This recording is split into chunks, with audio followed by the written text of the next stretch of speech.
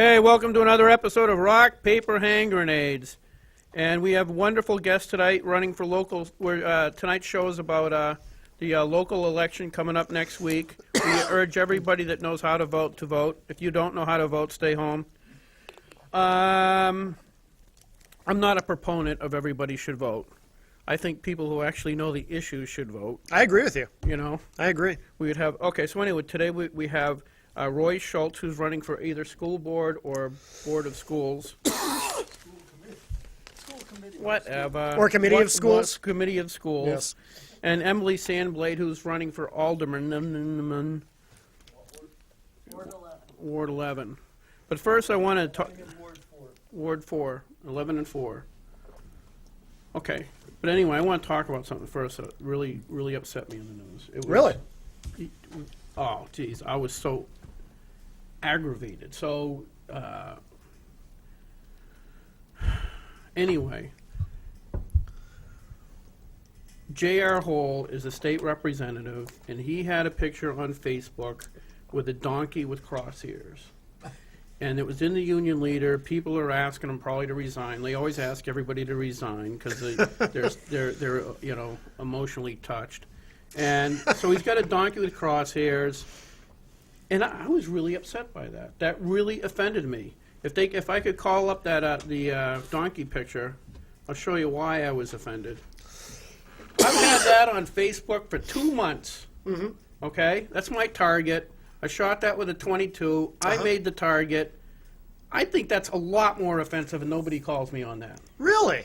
Don't you think that's more offensive than just a donkey with crosshairs? I mean, I'm actually, you know, intersecting that target with bullets. Right, right. Well, why do you think, so do you feel ignored? I feel slighted. Yeah. But you're just a hunter. Yeah, that's You're it. just hunting donkeys. Yes.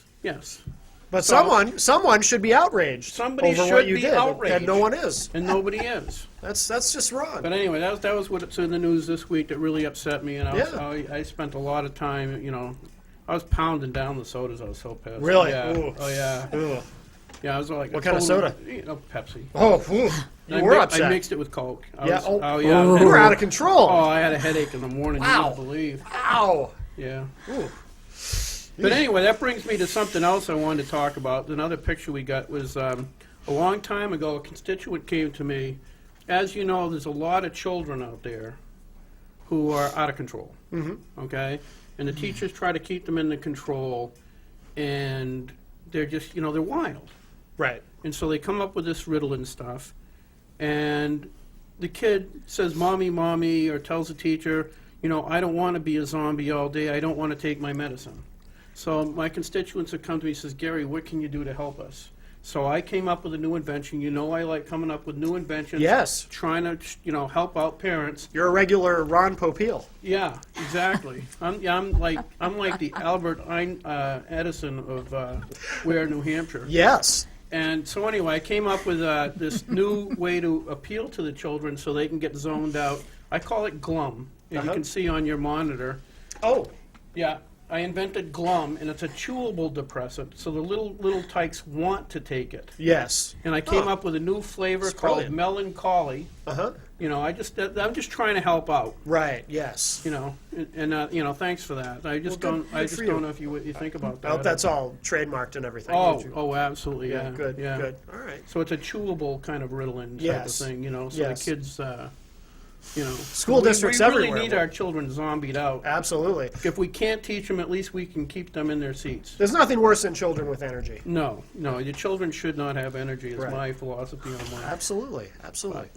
That's where I'm at in that. All right. Well, you're, You know, you're solving problems. I'm trying to solve problems, trying Yes. to fix people's issues. So, you know, because that's what I feel I'm led to do. Yes. Yes. You know, remember a few weeks ago we talked about the igloos for the elderly. I invented that. Mm-hmm.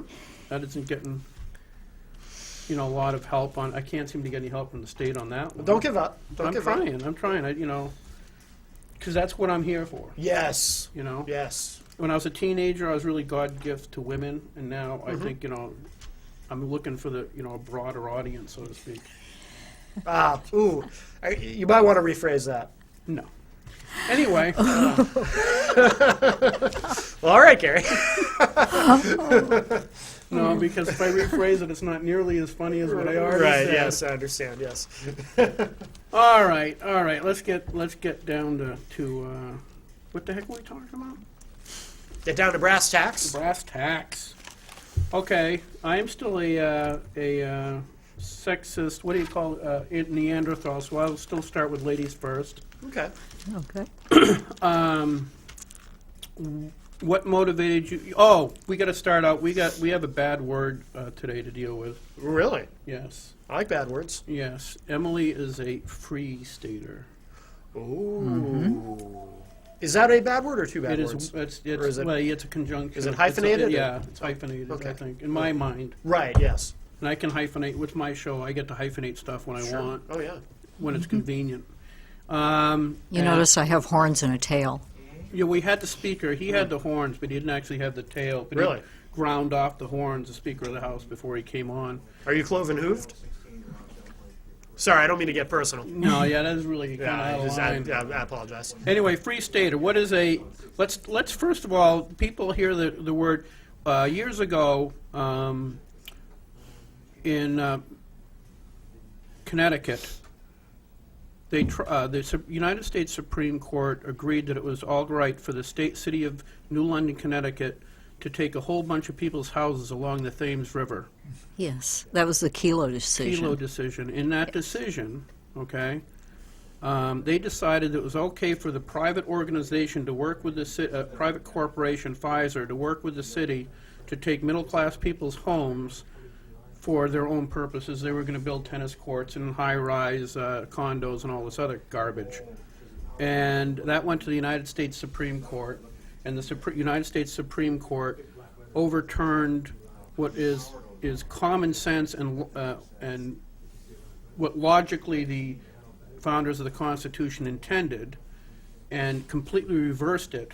Whereas Adams called the power of eminent domain a tyrannical power, i.e., it's there, but it should be used sparingly. Right. To we don't care what you do as long as the state thinks it's going to make, or city is going to make money out of it. They don't even have to prove they're going to make money on it. They have to only believe that they will. Okay. So the burden of proof is like zero. Right. Right. So anyway, after that decision, one of those justices that decided had basically destroyed your property rights, which is one of your fundamental constitutional rights. It is almost more important than the Second Amendment in some regards. One of those Supreme Court justices lived in Ware, New Hampshire. Me and some friends formed a coalition or a group and tried to take U.S. Supreme Court Justices David Souter's house in Ware. We had a ballot initiative and everything else.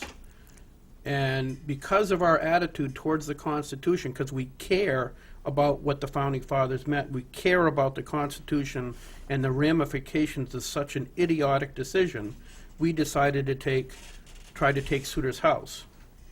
And even myself, who have been in the state for 20-something years, 1985, so so 26 years. Yeah. I was labeled a free, quote-unquote, free stater. It's a really nice way to quickly label somebody, and everybody's supposed to go, oh, no, they're not one of them. So one of them is actually somebody who believes in the Constitution, who believes in freedom and liberty, and a lot of them, I think, just by virtue of the fact that we're the live free or die state, moved up here to try to take part in that and affect change. They civically care about the country and the state, and wanted to live in a state where they could affect change. And that's what the free state movement is. And it's not, there are some wackos that came up with it, but there were already some wackos like me that already were here. So you can, I'm trying to, let the viewers understand what the free state movement is, so that it's really not as horrible as I would like people to believe. Sure. Well, the Free State Project itself is a nonprofit corporation that advocates or tries to recruit people who are liberty-loving to move to New Hampshire. They don't set any political agenda per se.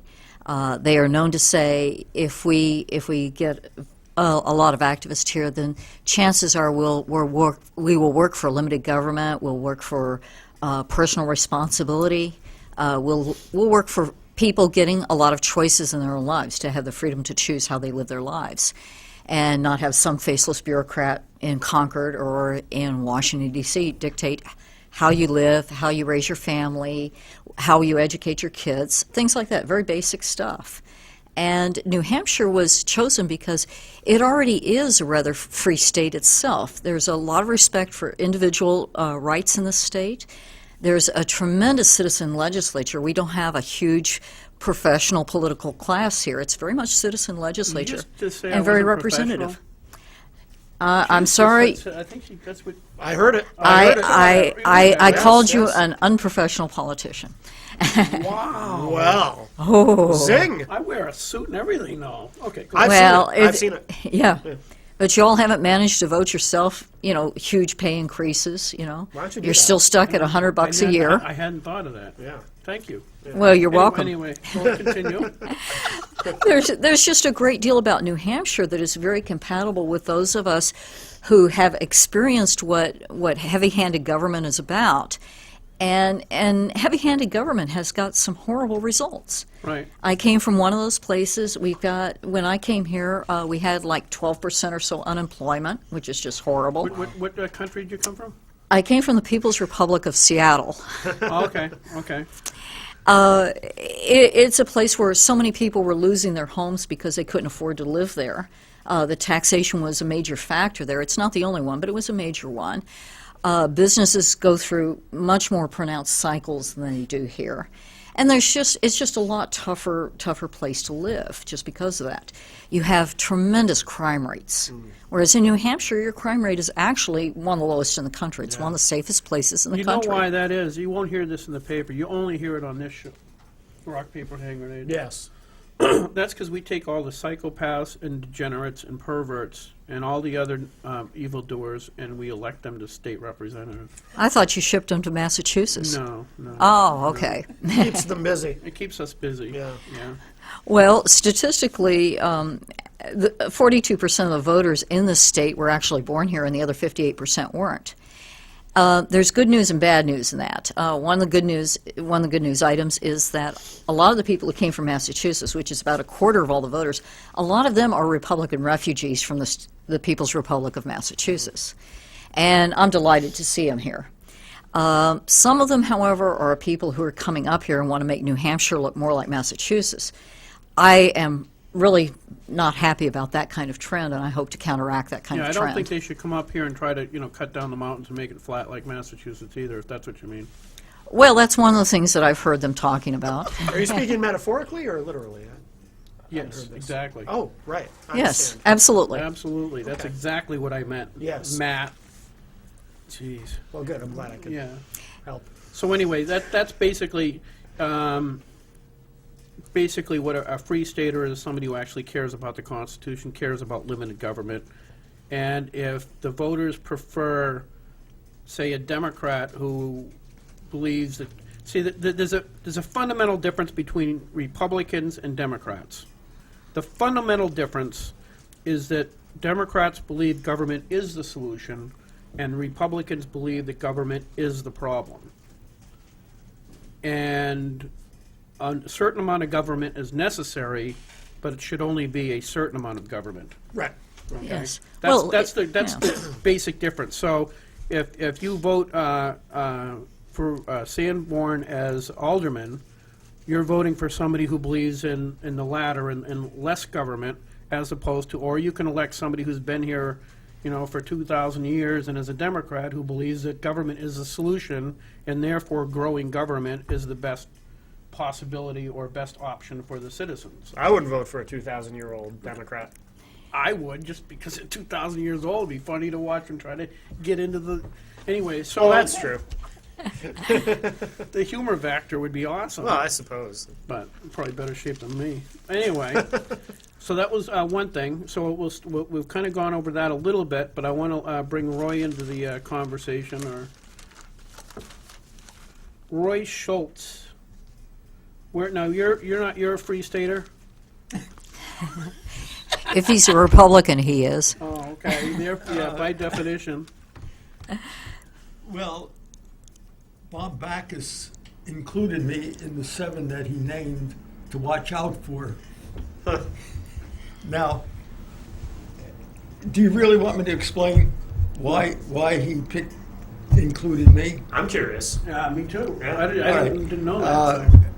When the when the Free Staters were talking about choosing a state, I said, "Okay, that sounds interesting." And by the way, I also knew quite well the man that had run for governor as a libertarian. And I guess you have to say, Free State and libertarian are almost synonymous. Now, he had run for governor here, Babiar's, Yep, he's ran many times for governor. yeah, and he's a libertarian, and I respect him very much. He's a very he's a very upstanding man, and I respect him very much. So I just said, wow, if they're all like him, this will be great. So I joined in order to vote to say New Hampshire is the place, to select New Hampshire. And they did end up choosing New Hampshire to come here. And I went to a couple of the meetings at Millie's Tavern where they were meeting after they first arrived. And there were some that I felt were interesting and some that I just didn't feel a kinship towards. So I dropped out. I never went back and never had anything to do with that organization. And that was like, 8, 9, 10 years ago when they came. So that's the extent. And that's what Bob Backus dug up somehow and decided to include me in the 7 to watch out for. The 7 deadly sins. Yeah. Yeah. Actually, several of the ones that Bob Backus picked were not Free Staters. Oh, yeah? Yes. There were a few mistakes in there. Yeah, so Roy, what is But they your- were all Republicans, right? They were all Republicans. That's just a coincidence. Okay? Well, oddly enough, there are a few Free Staters who are actually Democrat activists, and oddly enough, they've never been named. Yeah, I've always wondered. That's true. I do know one who's, Let's not do naming. yeah, let's, Wait, yeah, let's get We're not going to play curious. Bob Backus's game. Yeah, no. But anyway, so that's how you got included in this, even though, how long have you actually lived in New Hampshire?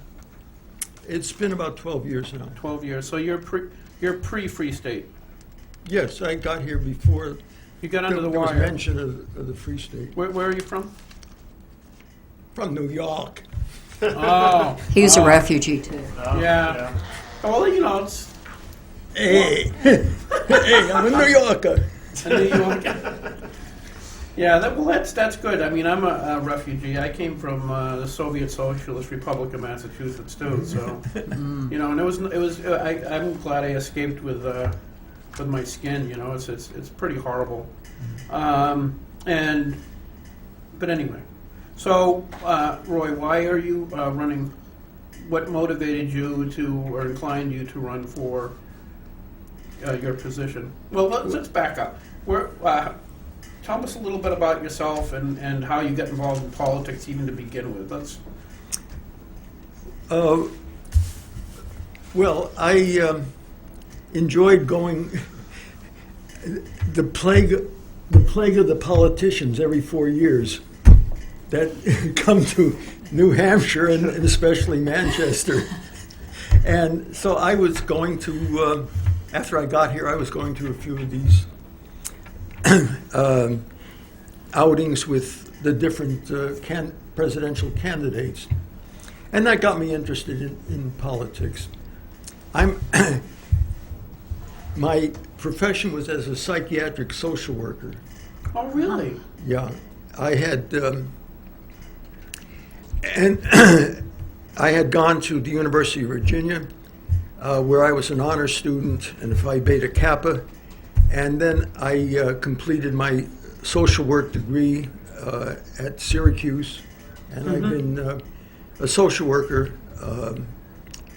in different places, but primarily as a psychiatric social worker. In New York. Yeah. And so, You realize if you're a social worker, you have to be a Democrat, right? So there's a contradiction. you My know, dad's a social worker. He's not a Democrat. What? It's true. He used to be, though. He used to. is that what? Ah! He used But to he be. got Now, better. is that true? Huh? Is that true? Is that why I felt out of place my whole Oh, career? there you go. Yes, yes. It's once you came out of the closet and learned to accept your republicanism that you can actually start being free. Yeah. That you know, that cloud around your head. You know what I'm saying? Well, at any now any rate. to come back to this to come back to the school Yes. board.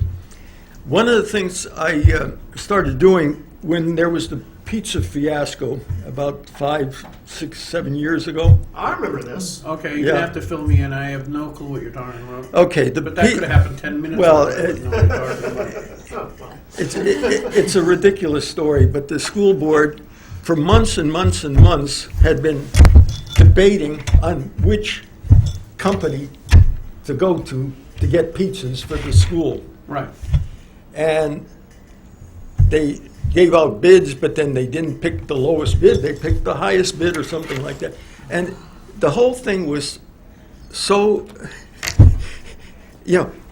I couldn't believe what was happening. So I started going online to read their minutes of the school board meetings. And I just felt that, this, I even wrote a letter to the editor at the time, and I was calling them the clowns because it was really ridiculous, and it went on and on and on, and then finally they picked a couple that were like making pizzas in their kitchen, Oh, now I think I do remember this. Yeah. and they Wow. couldn't keep up with it, and it only lasted a few weeks or something, and then they finally had to go and Hire somebody to know what they're doing. yeah. Yeah, yeah. And it was ongoing. It would never stop. And I said, this board is, what are they doing here? This is a school board? I couldn't believe it. And so, You have all the things to spend your time concerning yourself with. and as I kept reading on and on and on, it never stopped. At one time, this is just as an example, later on after the pizza fiasco, I read this one report of a meeting where now at the end of the fiscal year, the secretary that attends the meeting, she's not on the school board, she's, I guess, a school secretary that comes to the meetings. She informed them that they had a surplus that year, and that they, according to the rules, they had to give that surplus back to the city. And they got angry with her. And they said, "Why didn't you tell us before the deadline?" And then they said, "Put it in the minutes. You've got to report every year if there's a surplus so we can spend the money on something." Right, right. Well, they do that. They do that on most schools and most government agencies because what happens is you end up with basically a default budget that you go to, and if that default budget goes down, that means you don't have. They don't allow common sense to actually enter into this equation. So you have the people who want to maintain that at least that level of default budget. So if they don't spend all the money they can or are allowed, that means their budget goes down because then the next year's default budget's smaller, which is insane way. You couldn't run a business that way. And actually, it's one reason why, as a business gets bigger and bigger and bigger, it becomes less and less and less efficient. Right. For the same kind of idea. A department wants to keep getting that same quantity of money for new tools and everything else, so they always keep buying as much as they can so that they are never denied what they may require. But Well, that's not untypical, and I don't. How do you propose to? Well, first of all, Address I that propose particular to get issue. on the board Yes. so I can be at least one of 12 that are going to vote on these kinds of things. Right. Instead of having a unanimous vote, tell us beforehand so we can spend all this money. That was unanimous. Yeah. Oh my gosh. Yeah, that's ridiculous. I mean, no one objected, so I No. assume it was unanimous. Right. We got a phone Oh, call. we have a call? No, we don't. No, we don't. Oh yeah, tonight we're on channel 16. In case somebody does, in case you don't know, because the power outages. Yeah, something to do with Comcast. Comcast, those sons of a guns. I know, right? Right. So what other motivations do you have to? Well- or plans do you have once you are duly Okay, elected? well, all right. Now, the very latest was to start hearing about all of the dysfunction between the board and what Mayor Gatsas wants to do. Mm-hmm. And not only that, but the aldermen who are Democrats. There's Gatsas and the school board, rather the aldermen, who are in opposition now to the school board. And I'm just saying, this has to stop, because it can't just keep going on. There's something wrong with this school board, Right. and it has to be replaced. And it's not just me. It really, you need a clean sweep. Yep. Yeah. If you can get them all out of there and start from scratch. In other Right. words. And so I just felt, now, not only, I'll mention this. I'm not a teacher, but I am very interested in education, for education itself for the students. And that's one thing that I have not seen in my years of reading the school minutes, the school board minutes, that they're talking about educating the children. They're talking about everything but educating the children. And so I just said, somebody's got to get in there and start focusing on what is the best way to educate children. Now, I want to mention this also. My campaign is being endorsed by Mayor Gatsas and also by Fred Vermonti, who's a member of the New Hampshire State Board of Education. Mm-hmm. And I met with him for about 2 hours to talk about what the state school board is planning. And they've got some really good ideas in terms of what they want to do. And they formed a new plan called Vision for Redesign. And that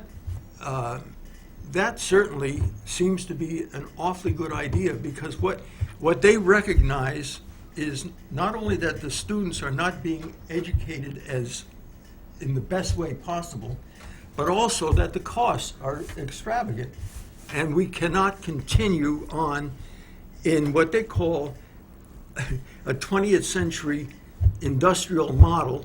We have to get into what they're calling a learning community, 21st century learning community.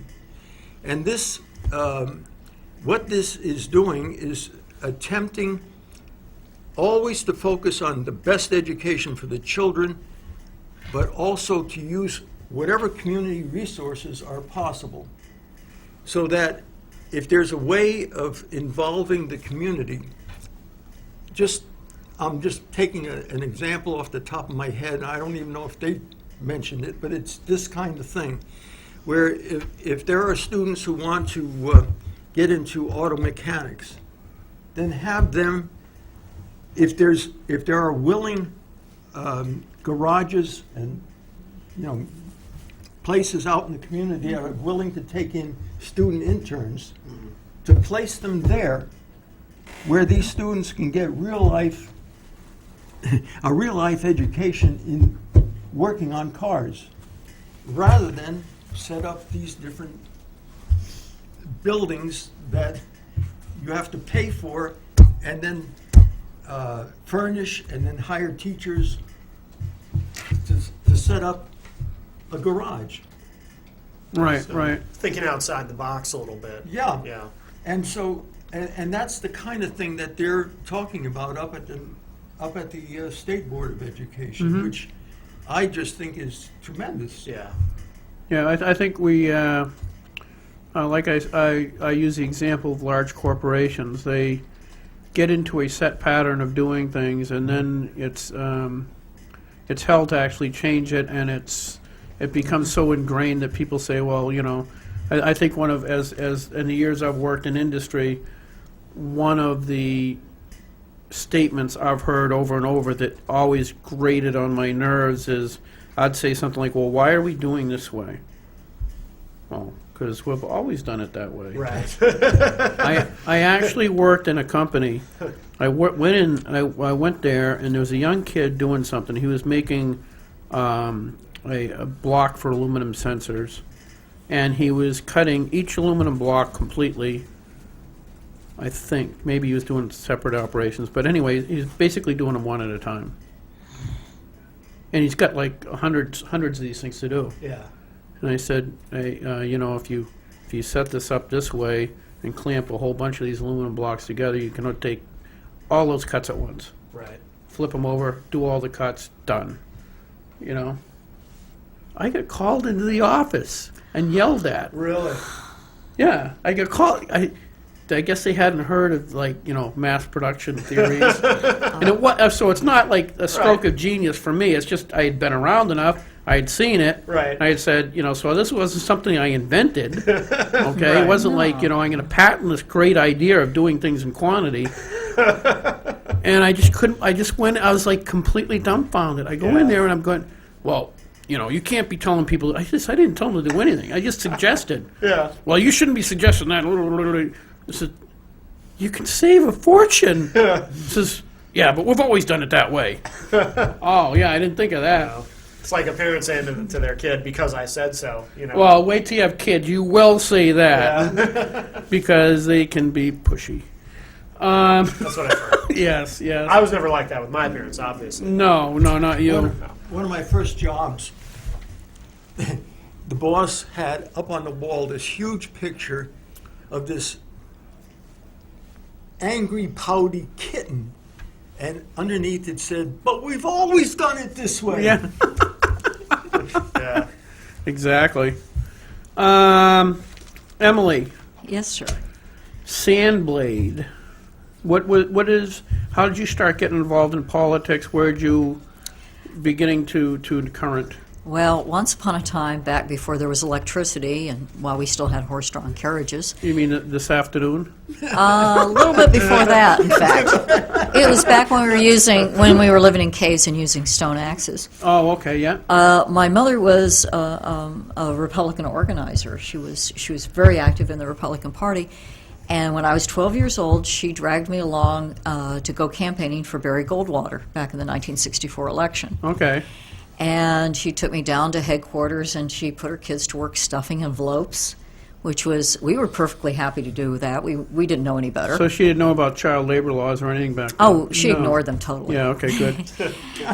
And I've been involved ever since then.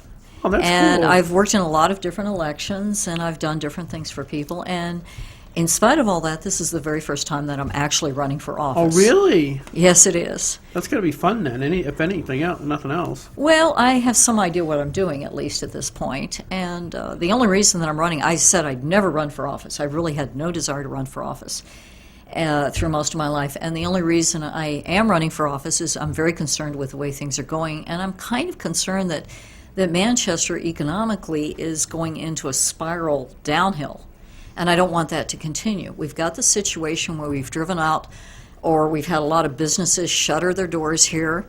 If you think that the vacancies on Elm Street are bad, you should look at the office buildings around here. There's just a huge number of vacancies. Scary. It's very frightening to me, and that means that, of course, those jobs have disappeared as well. Right. And so the consequences of that are that there's fewer businesses paying business taxes, and more of the tax load is going to the homeowners, which some of them, because they've lost their jobs, are now not capable of paying for their taxes. So some of them are losing their homes even as we speak. And the problem Why with, isn't Obama fixing this? oh heavens. He has enough to do, Gary. Yeah, please. sorry. Anyway, but what that means is when people have to walk away from their houses, it means that the load shifts even more onto the remaining taxpayers. Correct. And this becomes quite a downhill spiral. And we're sort of in the early stages of that spiral still. But if we allow it to go very much further, it's going to be horrible. I mean, we're Right. going to have a real problem here. And I don't want that to happen. I want to live in a healthy community. I'm here for the long run. I intend to live here until I die. I mean, I'm that committed. And I want a I could community. come up with a smart-ass comment for that one. I would. I'm sure you could. Probably Yeah. could. You could Yeah. probably come up with a couple of them. Yeah, I would think, but I won't. Try I not to. won't, yeah. But I really would like this to work out well because I see this as my home now, and I want it to stay my home. Yeah, yeah. It is. It's pretty freeing. I mean, I remember when I first moved up here, a friend of mine said, "Hey, why don't you own a handgun?" I says, "Well, I had rifles and shotguns, you know." And I says, "Oh, you can't get those." He says, "No, you just go down the store and buy them." I said, "Come on, you can't just go buy a handgun. That's crazy." Because I grew up in the Soviet Socialist Republic of Massachusetts. Yeah. And then I bought a handgun. Then I got into reloading ammunition. Then I'm in love. It must have been very freeing. It was very freeing. It's very cool. What do you have? Oh, we have a call. Uh-oh. Hopefully this one Uh-oh. goes better than the last one, which is just a dial tone. Hi, welcome to Rock Paper Hand Grenades. Who's this? Hello? Hello? It's the Phantom. The Phantom of the Opera.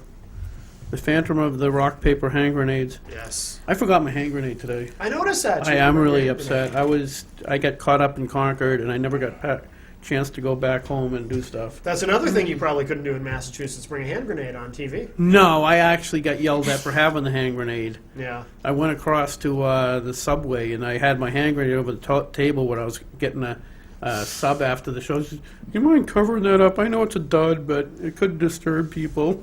Oh, yeah. Subway employees, they get all uptight about that. Well, kind of I thing. think anybody would. One of these days, I'm going to get a complaint. The police will call, but not yet. You've gone So into D'Angelo's with hand I grenade, have a they list of wouldn't find questions that I'm supposed to ask. Oh, by the way, if you guys, I think it's in this Sunday's paper. You guys will be getting one of these babies. I don't know. Let's see. Where can you see it? In the newspaper. Take a chance. Yeah. I mean, take an opportunity to read it. It's put out by Ted Gatsis, and I think. Did you guys contribute to this, or? Ted Gatsis did us the favor of publishing it at his expense, Oh, okay. Because I know. which I'd like I to know thank that him very much Some for. of the national campaigns actually paid for advertising in that. So that's the official Manchester election guide. The official guide. Has this ever been put out before? Anything like this? I haven't seen this. No, this is kind of new, Oh, okay. but it's got Emily and Roy and Oh, there's Ross. our buddy Ross Terrio, and All of them free staters. Ross Terrio's not a free skater. They're Republicans. He was on the show. I said he's on the show. I'm such a jerk, right? Came on the show a while ago, and I said, Well, the joke is that all Republicans are free staters to the Democrats. "Oh yeah, well we're something anyway." Yes. They got to label you so that therefore they can tear you down by the label. It's actually kind of horrible that people fall for it, because Well- that's all it is. It's all they do is throw out a label or throw out a. It's- Or if you say something off color, which I do all the time, they'll attack you with that, and then you're on defense. Once you're on defense, you lose. Well, it's a real good tactic when you have nothing in your history to brag about. Right? Yeah. If you can't run on the issues because you've made such a mess of things, then you have to start name calling. Right. Yeah, I know. We Oh, I heard on the news today, this morning, that if nothing changes, the taxes will go up in Manchester. I think it was 14%? Or is that 14.5% as a 14? minimum. Some people are even talking 17%. So, And that's just next year. so if people don't get out, who care, don't get out and vote, there you is. If people don't get out and vote, they care about reducing taxes, I'd actually suggest voting for Steve Valancourt, too. I know he's a very animated individual. I enjoy his show. Yeah. I enjoy, I'll tell you, I don't agree with Steve on a lot of things, okay?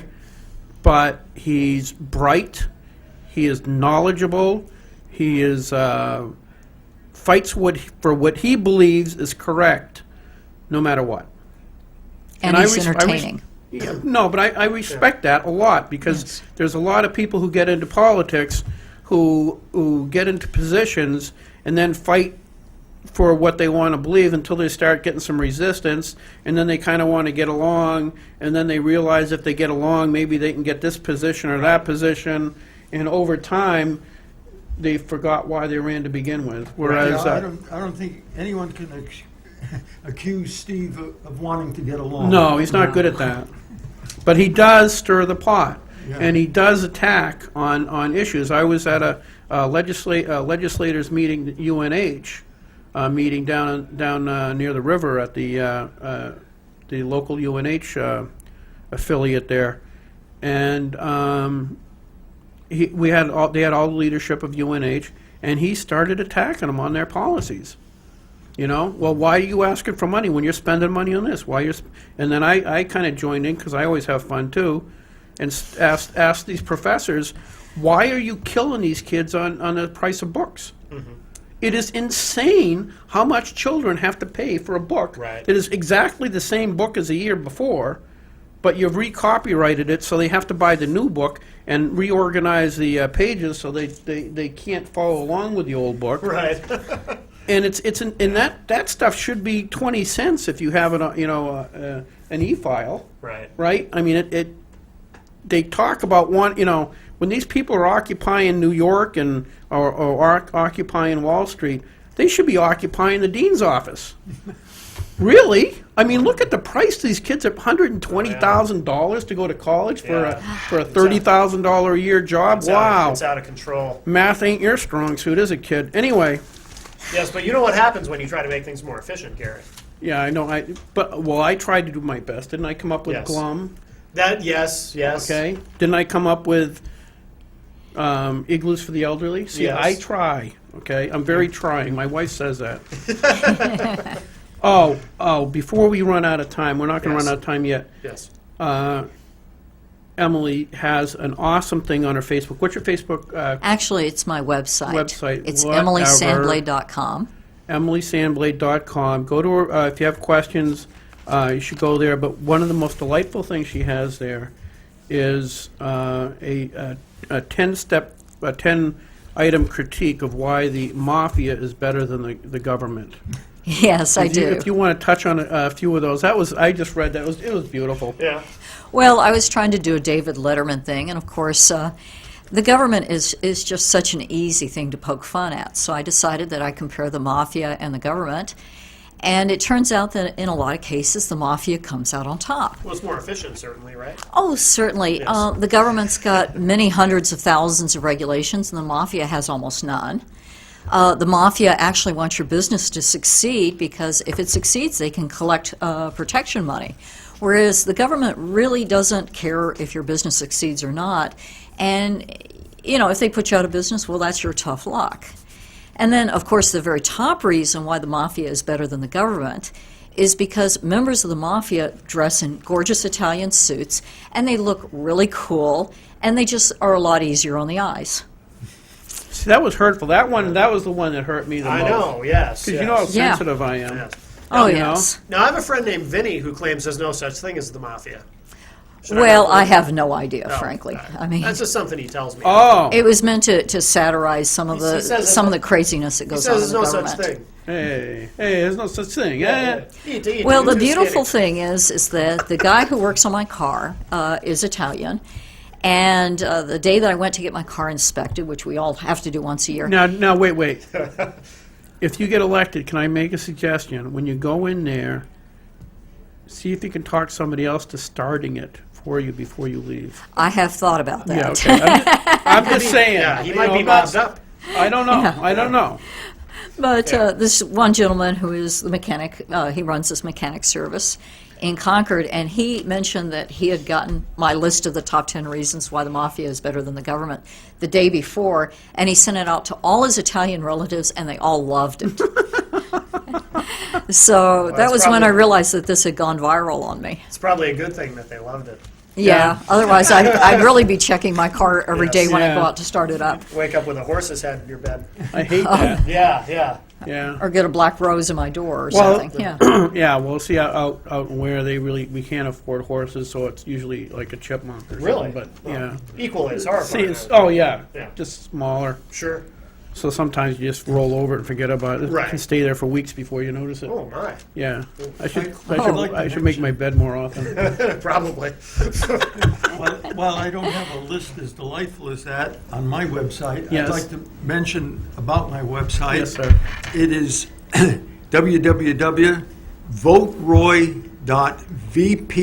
www.voteroy.vpweb.com, or simply Google Vote Roy. A list will come up, and I'm a few places down, Roy Schultz, and then you'll get onto my website. Okay.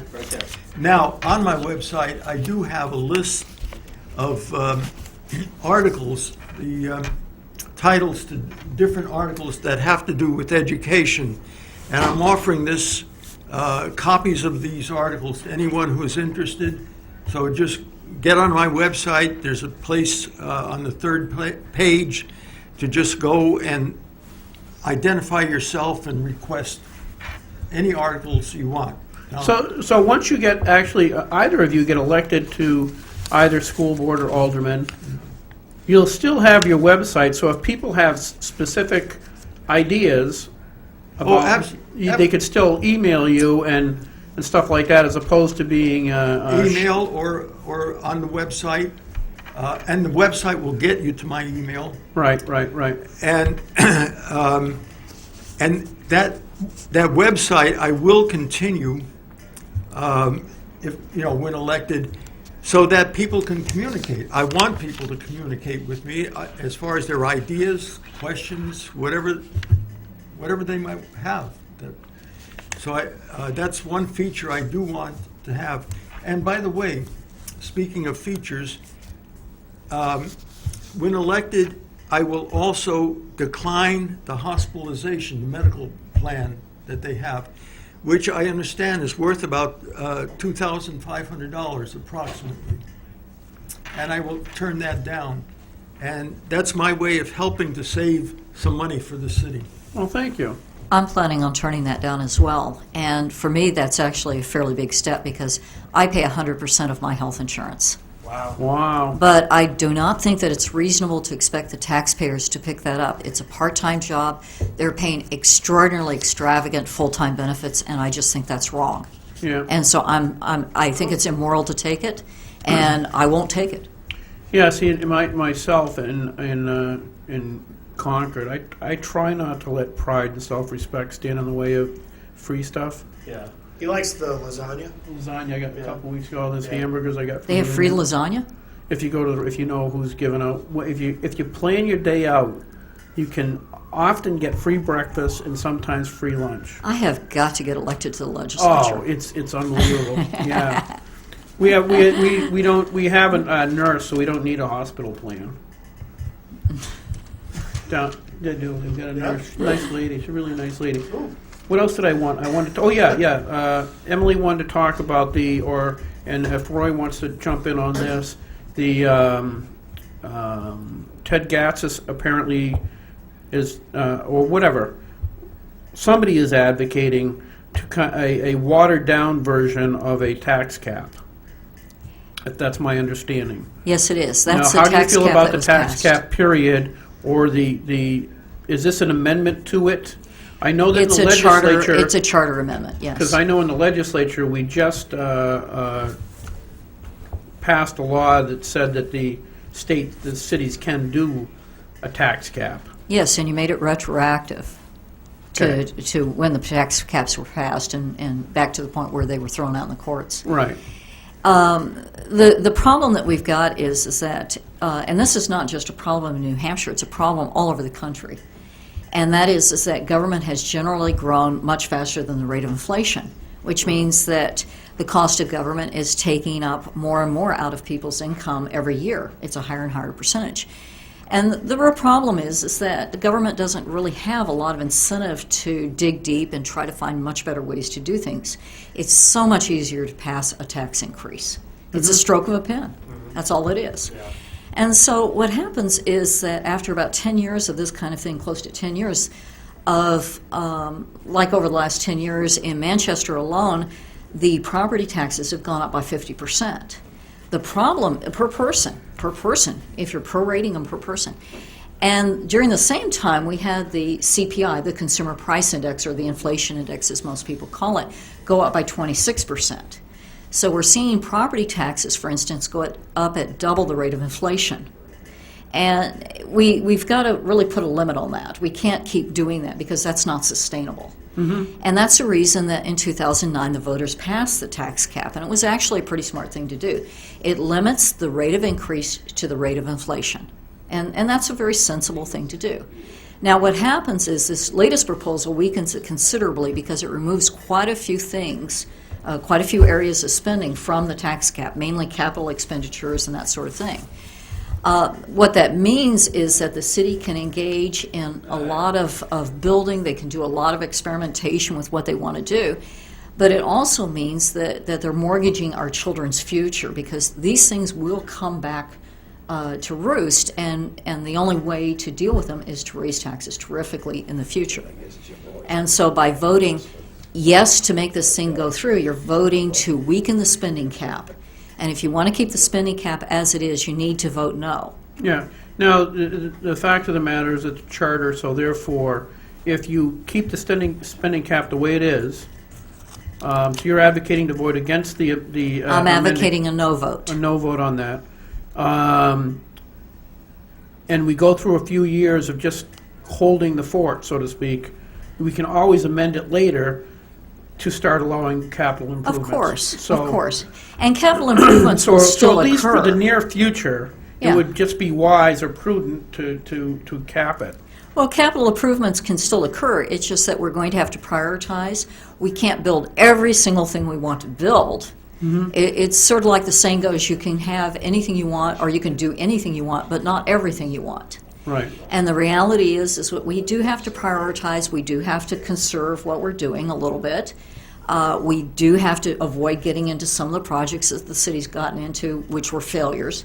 You know, we have to really be careful about what we do. It's sort of like when you buy a house, you don't buy a house that's double what you can actually afford. Right. You actually try and buy a house that's within your projected means, and that's what we're going to have to do. We're going to have to be able to build within our projected means. It doesn't mean a stop in building, but it does probably mean slower than some people would like. Okay, so now the real question is, if you people, either one of you get elected, because I've allowed you on my show, you're going to buy me like coffee or something, right? I don't think Where's so. the cheapest place to buy coffee? Oh, she didn't say no. She didn't say She no. didn't say no. No. No, Roy said no, so if you're out there, don't vote for him. Yeah. You really sabotaged yourself here, Yeah, Roy. yeah, up now the Can we get vote phones goes. for a call? Somebody wants coffee. Yeah, somebody wants. We'll grab this really quick. We'll see if there's anyone there this time. Hi, welcome to Rock, Paper, Hand Grenades. Who's this? The phones are screwed up, dude. Oh, nothing. Were they screwed up for Norm? We had calls. We did have a couple though that there was nobody there. So I don't know. Who knows? Maybe nobody's calling. Well, Halloween Yeah. already went by, so I don't think it's anything spooky. It could be. No, because Halloween hasn't gone by. Because Halloween is next Sunday. Oh, that's Trick right. or In some treat. towns, are they? In doing fact, that in I've still got Manchester? my truck over here. I still got a hand hanging out the back. I Do you? bought, Yeah. Oh, nice. It scared the crap out of my wife. She knew it was there, but it still scared her. Right. I don't know. Should we bother? Same number. Hi, you're on the air. Hi, I'm on the air. Yeah, you are. Hurry up, though. It's almost the end of the show. What's up? It's almost the end of the show. Yeah. What is your views on 9/11? On we did- 9/11? We yeah, we don't have time, dude. Sorry. All right. Anyway, I think 9/11 was happened. it sure did. Excellent. It happened on 9/11. It did? Yes. What are the odds? It's strange, isn't it? Yeah, That all exactly. I'll tell you. It's like, what are the odds Lou Gehrig would end up with Lou Gehrig's disease? I know. Do you ever think of that? It's spooky. It is crazy It is. odds for that to happen. I know. It's creepy. It's weird. Uncaught and pick unbelievable. I know. Some of the stuff you'll never hear this stuff anyplace else. I just hope there's not like a Matt Connerton disease that I don't know about because I might get it. Well, the odds think aren't you very already have good. it. Yeah, but still. I mean, Lou Gehrig was 1 in a million kind of thing. You Yeah, know what exactly. I mean? Yeah. More than that. All right. Well. 1 in a billion. All right. I feel Well, better. there's then. actually 7 billion people now, so it actually could be 1 in 7 billion. Yeah. All right. I feel. But better. not back then. Yeah. It was only 5 billion. Right. So okay. 1 in But 5 still billion. quite. Yeah. The odds are slim. Maybe. Okay. Good. Okay. All right. We settled that one. I've been worried. Yeah. Yeah, the Matt. You don't want to catch whatever I got either, dude. Anyway, so next Tuesday, remember if you're a Republican and you care about this city, get out and vote. If you're a Democrat, remember to show up next Wednesday.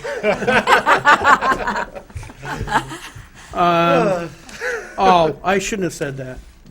Yes, you should. No, I should have. But anyway, thank you very much. Take a look again. Remember, check this out in this Sunday's paper. Get out and vote. Make a difference. The problem with spending in the state level and local level is just a function of the cities and states and country was making a lot of money when the system was doing really good, when private industry had a lot of money coming in. And what's happened over the last 4 or 5 years is that money has dried up and people are still spending at the rate that they were, and we can't afford it. Right. It's wicked simple stuff. We can't afford more spending. We need to cut back and cut the crap and get government. If you look at the state constitution, it says that we need to elect people who are prudent. Oh. And these two people are, I'm prudent, yeah. yeah. No, I I might be didn't say prudish. approved. I said prudent. Anyway, no, sorry, that was uncalled for. That's why I said it. So, anyway, so get out and vote, and keep that in mind when you're voting, because we really can't afford to keep spending. And thank you very much, Matt. Thank you, You're Gary. all right. I don't care what I say about you behind your back. Okay. I understand. Have a good night, folks. Hey, you said I could sing.